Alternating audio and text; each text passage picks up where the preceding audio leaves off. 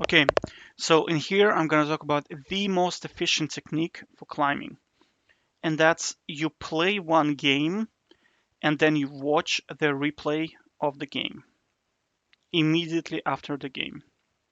Okay, so and then you play the next game and then you watch the replay. So what that does is it makes you incredibly focused on not making any mistakes, right? So when you watch the replay, what I do is I count number of mistakes that I make.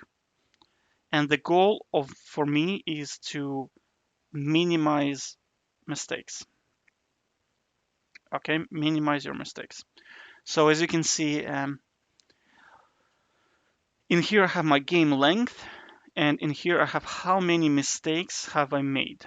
And this gives me the average mistakes per minute. So then I average it out, and in here I have kind of have my own system. So I psychologically win the game if my mistakes are below my average, right? That means I'm on average playing better than me on average. So I'm improving, okay? So as you can see, recently I've been crushing it hardcore.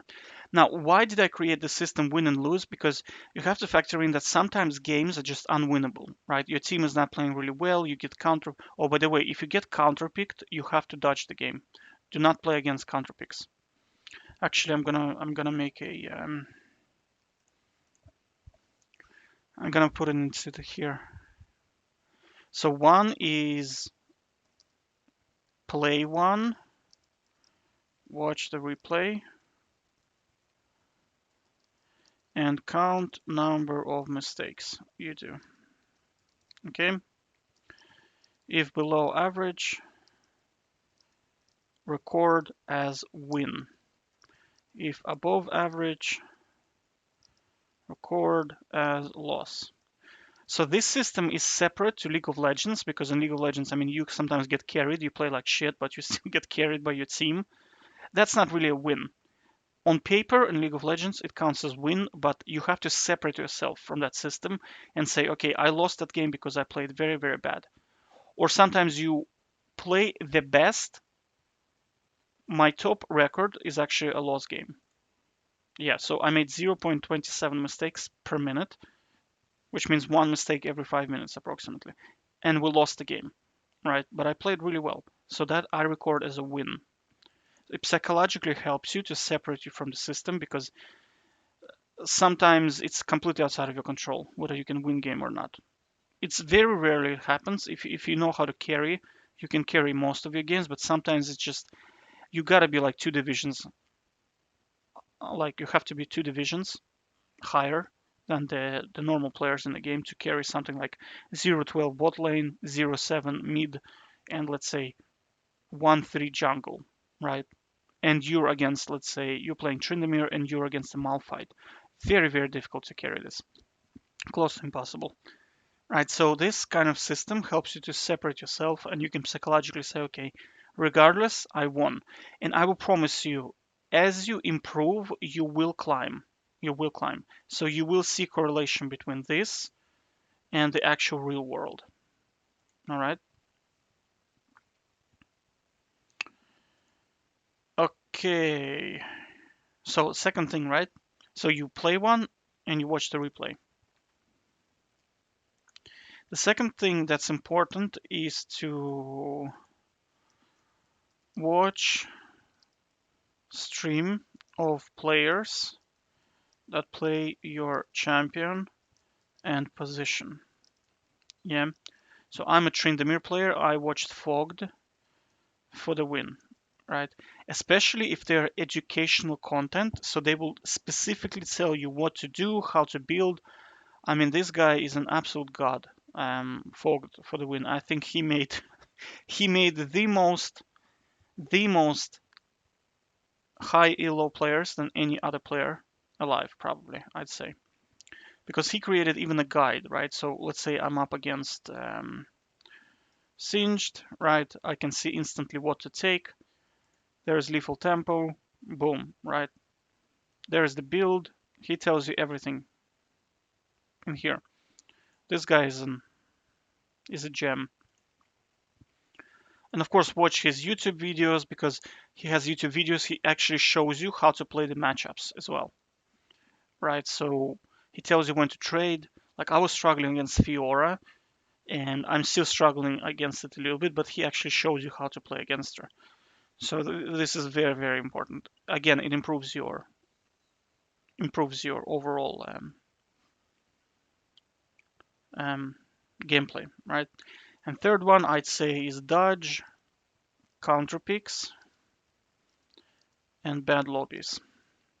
This is something I already talked about, but I mean, if you're playing Trynda and he picks Nasus, and you're not at least a division ahead of the MMR, you're gonna have hard time playing, because Nasus is quite strong into Trynda, or Malphite, or like Teemo. Oh, dude, Teemo is a nightmare. Okay, if you see Teemo, you Trynda, just dodge, dude. Just it's not worth playing unless it's a promotional match. All right. Other than that, it's not worth. It's too difficult. And then bad lobbies is like I told you, when you have Soroka jungle, just dodge. See you later. All right. Okay.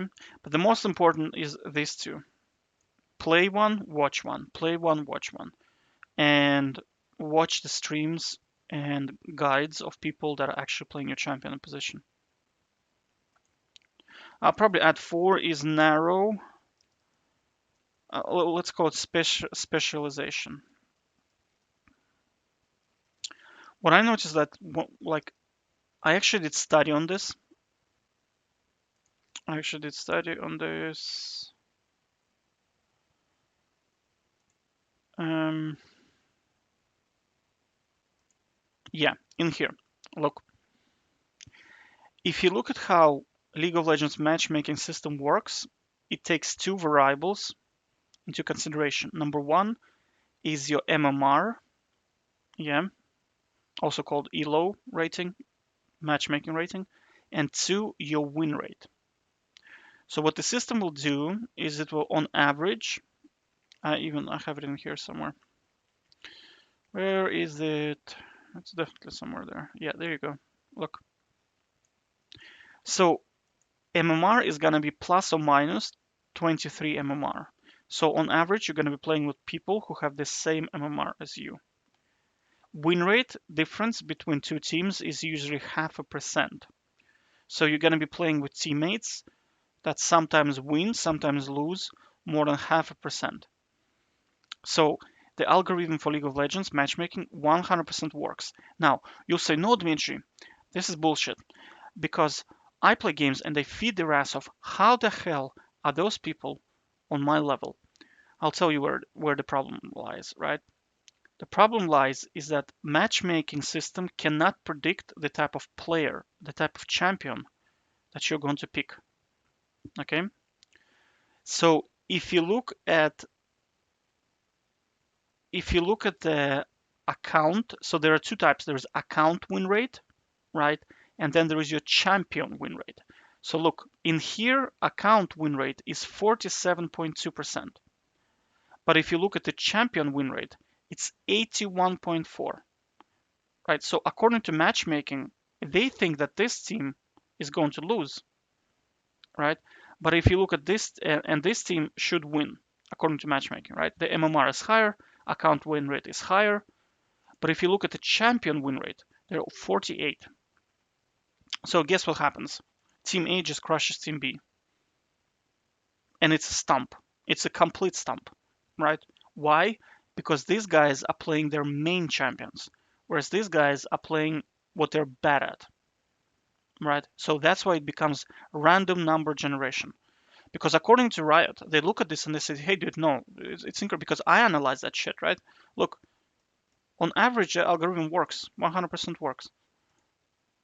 23 MMR difference between teams and 0.5% difference in win rate. That's nothing, right? The problem is the champion pick, right? Because, right?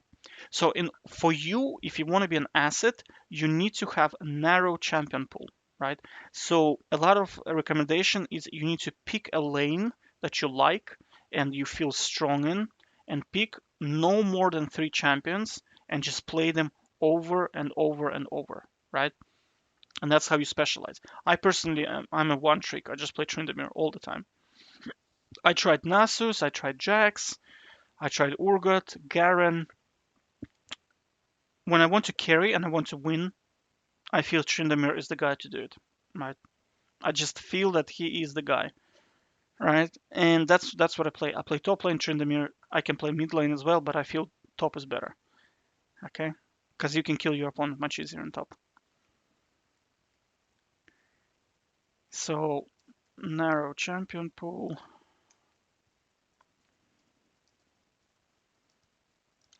No more than 3 champs in one position. Specialize, right? And that's it.